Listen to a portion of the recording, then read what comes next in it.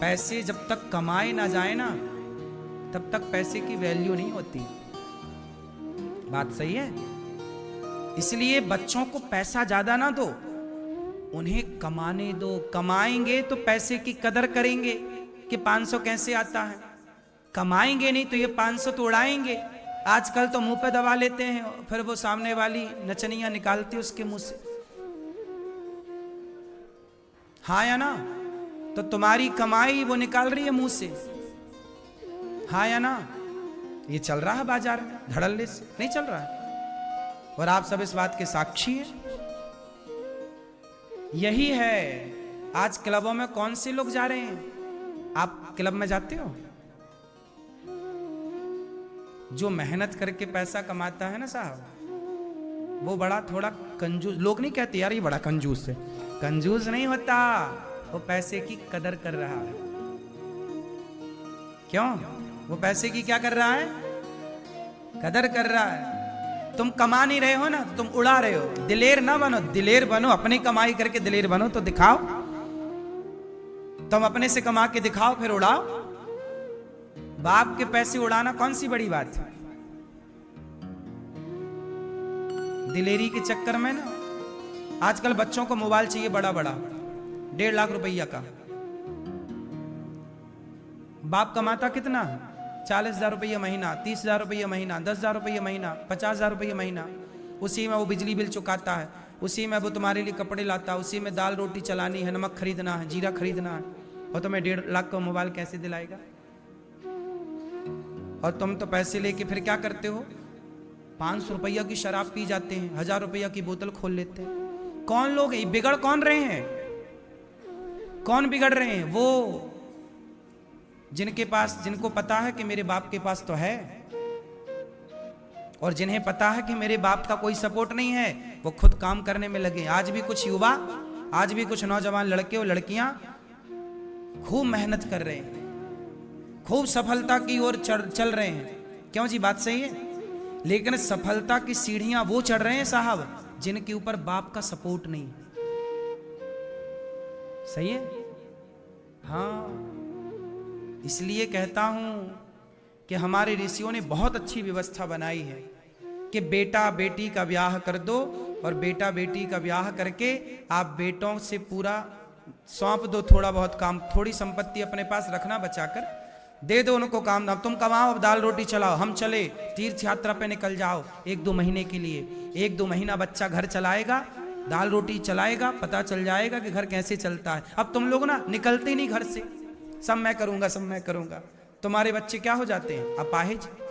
जब तुमने उन्हें सौंपा ही नहीं काम, तो दाल रोटी कमाना सीखा ही नहीं ना साहब उसने। फिर तुम हो गए टें। जब टें हो गए तब उसको लगा कि अब कहां से दाल रोटी आए, तब तक वो हो चुका था कमजोर। तो फिर धड़ाम से गिर जाता है, बर्बाद हो जाता है। क्यों जी? बात सही है। हाँ, छोटा बच्चा होता है ना, वो खड़ा होता है, गिर जाता है। 2 कदम चलता है, गिर जाता है। 4 कदम चलता है, गिर जाता है। अब वो गिर जा रहा है तो आप ऐसा करो कि उसे चलने ही मत दो। अरे चलेगा तो गिर जाएगा, तो गोद में उठाए रखो। सारी जिंदगी गोद में उठाए रखोगे ना, क्या हो जाएगा वो? बोलो। सही समय पर जब बच्चा चलना सीखता है, यदि उसे तब चलने ना दिया जाए तो बताओ कभी खड़ा हो पाएगा? हाँ, ये गिरना खड़ा होना, गिरना खड़ा होना, ये प्रकृति का नियम है। गिरोगे नहीं तो खड़े नहीं हो सकते तुम। चलोगे तो गिरोगे, जरूर गिरोगे और मजबूत होगे। यही प्रकृति का, यह इसी से तुम सब सीखे हो। मैं भी सीखा हूं। मैं भी कोई पैदा होती दौड़ने नहीं लगा। मेरी माँ ने उंगली पकड़ के चलना सिखाया है। गिरा हूं, खड़ा हूं, गिरा हूं, खड़ा हूं, चला हूं। ऐसे ही बच्चों को तुम आजाद छोड़ो थोड़े। कमा बेटा, जा। अब पैसा, अब घर की बिजली तू चुकाएगा, बिल तू भरेगा, पानी का बिल तू भर, बिजली का बिल तू भर, और बहू के कपड़े तू खरीद। हमारे लिए भी कपड़े अब तू ला, हम नहीं खरीदेंगे भाई, अब तू बड़ा हो गया, अब तू गृहस्थी चला, चल। सौंपो काम, तो ये कंधे मजबूत होंगे। वरना सारी जिंदगी तुम ही कमाते रहे गधा बनकर, वो हो जाएंगे अपाहिज। क्यों मैया, क्या बोलती तू? सही है। पीली मैया कि गलत है? वैसे ये बात हम माताओं को नहीं कह रहे हैं, पुरुषों को कह रहे हैं। ये पुरुष लोग ना ज्यादा ही मोह माया में फंस जाते हैं। बच्चों को काम सौंपते ही नहीं आजकल के पिता लोग। बाप को लगता मैं ही कर रहा हूं, मैं ही बॉस बन के रहूंगा, हा हा हा। अपनी राज सत्ता नहीं छोड़ना चाहता ना, भले गधों की तरह मौत हुई फिर इसकी। ज्यादा मोह माया, फिर ये मरते भी हैं। आदमी की ये मोह है ना, बुढ़ापे तक शासन में रहता, मैं ही सर्वे सर्वा हूं, घर का मुखिया। काहे नहीं छोड़ रहे हो? बच्चों को सौंप दो सब काम। बच्चे बड़े हो गए, सौंप ही नहीं रहे। पैसे की जरूरत है, पापा पैसे दो, पिताजी पैसे। तुम्हारे बच्चे अभी तक तुमसे पैसे मांग रहे हैं। मैंने आखिरी बार अपने पिता से पैसे मांगे थे 2000 लगभग 2014-15 में। मैंने आखिरी बार अपने पिता से मांगे थे 2000 जब मैं 15 साल का, मतलब 14-15 साल का जब मैं था, लगभग 2003-4 की ये घटना होगी। मेरे गांव में मेला भरा था। मेरे गांव से 2 किलोमीटर 3 किलोमीटर आगे मेला घूमने के लिए मैंने पैसे मांगे, पिताजी पैसे दो, मेला घूमना है। तो पिताजी ने मुझे 2 रुपए दिए थे। कितने रुपए दिए थे? मैं 2 रुपए में गया मेला में, मिठाई खा के आ गया। आप लोग मेला वेला घूमे कि नहीं बचपन में? मेला में मिठाई बढ़िया, पुराने जमाने की बात है। तो मिठाई खा के आया और झूला झूलने का मुझे बड़ा शौक था, वो बड़ा वाला झूला ऐसे वाला, उसमें बैठ जाता था मैं, झूलता रहता। 2 रुपए मांगा मैंने। उसके बाद फिर मैंने कभी पैसे नहीं मांगे आज तक। मेरे पिताजी ने मुझे आखिरी बार 2 रुपए दिए हैं और उसके बाद आज तक मैंने कभी पैसे नहीं मांगे। क्योंकि जब मैं 17 साल का हुआ तो मैंने कमाना शुरू कर दिया। घर की दाल रोटी मेरे कंधे पर आ गई। मैं भी समय से काम करने लगा ना, तो मुझे भगवान ने इस लायक बना के यहाँ बिठाया है। मैं भी अपने पिता के टुकड़ों पर पलता तो मैं भी अपाहिज हो जाता। वो तो पिताजी ने मुझे मजबूत बना दिया। तू कमा, तू ही रोटी चला, घर की नमक तू कर, है कि नहीं? जा, हम नहीं करें। हमारे पिताजी ने हाथ खड़े कर लिए, नहीं करेंगे कुछ, तुम लोग करो। फिर क्या हुआ? मजबूती मिली। काम करना था, करना ही था, नहीं करेंगे तो खाएंगे क्या? चलते गए चलते गए चलते गए, मजबूत होते गए। यही है सही परवरिश। सही है कि गलत है? सही वक्त था वो 17 साल जब मेरी उम्र थी। मतलब 20 साल का लड़का हो ना साहब, तब से आप 25 साल की उम्र में, आप देखो मेरी उम्र अभी 33 साल है, 34 कंटिन्यू है रनिंग में। मतलब मैं जब 25 साल का था तब से मैंने ये सारी प्लानिंग स्टार्ट कर दी थी कि कैसे वृद्ध माओं की सेवा करनी है, कैसे सब कार्य करना है।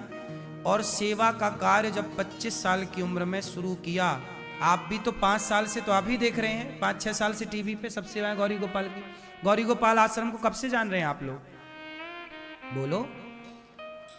5-6 साल, 4-5 साल तो आपको सुनते सुनते हो गए होंगे टीवी पे, है ना? तब उस समय मेरी उम्र क्या रही होगी? 25 साल, 26 साल, 27 साल। तब से सोचिए, काम करते करते करते, मैं पहले से 2007 से काम कर रहा हूं। 2006 में पढ़ने आया, 7 से मैंने काम स्टार्ट कर दिया। काम, पढ़ना भी, काम भी करना, पढ़ना भी, काम भी करना, पढ़ना भी, काम भी करना। अपने पैसे से पुस्तक खरीद के, मुझे जो पुस्तक चाहिए थी वो पुस्तक भी मुझे खुद खरीदनी पड़ती थी। मैं दूसरों की पुस्तक ले लेके पढ़ता था। वेद पुराण पढ़ने रहते थे ना, तो जो सीनियर विद्यार्थी होते थे हमारे गुरुकुल में, उनकी पुस्तक में लेके पढ़ता, शाम को पढ़ के लौटा देता। पुस्तक भी नहीं थी मेरे पास। फिर जो चाहिए थी, फिर काम करता तो पुस्तक खरीद के लाता। ऐसे स्ट्रगल जीवन का स्टार्ट हुआ। लेकिन कुछ करना था कि जीवन में सेवा क्या करना था। मुझे गाड़ी खरीदने का शौक कभी था ही नहीं। सोचिए, मेरी उम्र के लड़के ना सपना देखते मैं गाड़ी खरीदूं, ये वाली। मैंने कभी गाड़ी का शौक ही नहीं रखा, सपना ही नहीं कोई गाड़ी का सपना देखूं। पागल हूं क्या? गाड़ी भी एक सपने का विषय है क्या? गाड़ी तो जरूरत का विषय है। गाड़ी वही खरीदनी चाहिए जिससे जरूरत पूरी हो। हाँ या ना? सही है। गाड़ी का क्या सपना? घर का मैंने कभी सपना नहीं रखा आज तक। गौरी गोपाल आश्रम में जो माताएं रहती हैं, जिस कमरे में माताएं रहती हैं, उन्हीं के बगल में एक छोटा सा कमरा है, 9x12 का कमरा है, जिस कमरे में मैं रहता हूं आज भी देख सकते हैं आप सब चीजें। घर नहीं बनाया मैंने आज तक कहीं। आप नहीं देख सकते कि अनिरुद्धाचार्य जी का वृंदावन में कहीं घर है। जरूरत ही नहीं पड़ी। मैंने सारे मेहनत करके सारा काम किया। मैं चाहता तो पैसे कमा के अपने लिए घर बनाता। महंगी महंगी गाड़ियां देखो, गाड़ियां भी मेरे को लेनी पड़ती हैं जरूरत के लिए। अब सोचिए, मैं आज आपको कथा सुना रहा हूं ना, कल मुझे कथा सुना के गोवा जाना है और गोवा से लौट के भी आना है, परसों फिर कथा सुनानी है आपको। यहाँ तो कथा कंटिन्यू है और मुझे गोवा जाना है, तो मुझे लंबी लंबी यात्राएं करनी पड़ती हैं। कई बार मुझे आज कथा कह के कल भी कथा है और मुझे नेपाल जाना पड़ता है काम के लिए, जाके आना भी पड़ता है। तो फिर इस लंबी लंबी यात्राओं के लिए मुझे गाड़ियां तो रखनी पड़ती हैं ना, कि समय से पहुंचाए और समय से लाए। बड़ी बड़ी यात्राएं फिर वहां जहाजों से करनी पड़ती है, एयरपोर्ट पे जाके। तो कुल मिला के मैं आपको ये कह रहा हूं, मैं जीवन में वहीं खर्च करता हूं जहां मुझे जरूरत है। बिना जरूरत के मैं 1 रुपए खर्च कहीं नहीं करता। मैं चाहता तो घर बनाता अपने लिए, चाहता तो सब करता, लेकिन नहीं।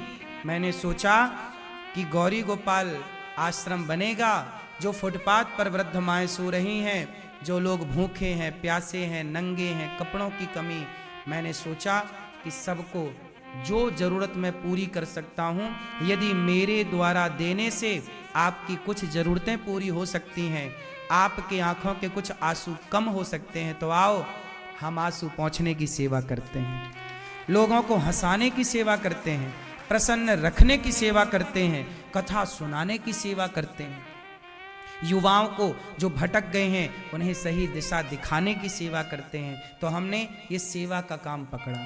हमारी शौक सेवा है। हमारी शौक घूमना फिरना ऐशो आराम की जिंदगी वाली नहीं। अब देखिए, कल प्रयागराज में था मैं, कथा कल पूरी वहां की विश्राम कल हुआ प्रयागराज जी का। आज प्रयागराज जी से आप देखो, आपके बीच में कथा स्टार्ट हो गई। विश्राम कहां मिला?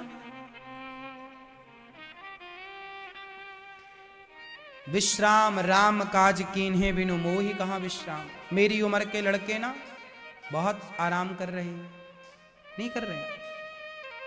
मेरी उम्र के लड़के खूब पिता के पैसे पे खूब बड़ी बड़ी गाड़ियों पे सड़क में ऐसे ऐसे गाड़ियां चला रहे, नहीं चला रहे। मेरी उम्र के लड़के शराब पी के पड़े हुए हैं, नहीं पड़े हुए।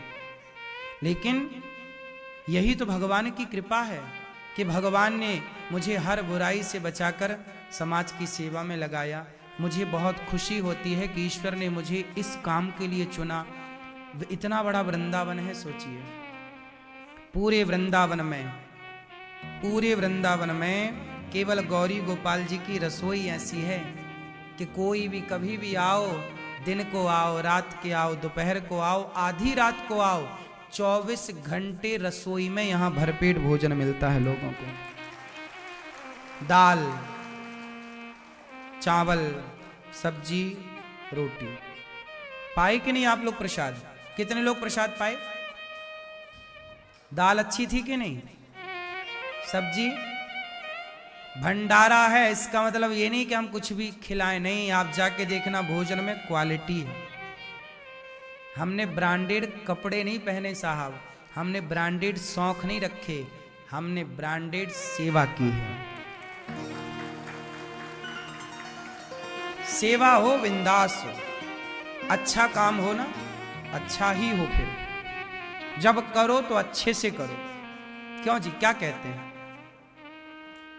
ये दास अनिरुद्ध का यही भाव, जब करो तो अच्छे से करो, बलाह न टारो। बात सही है। तो गौरी गोपाल आश्रम में सेवा होती है। सेवा के लिए लोग जानते हैं।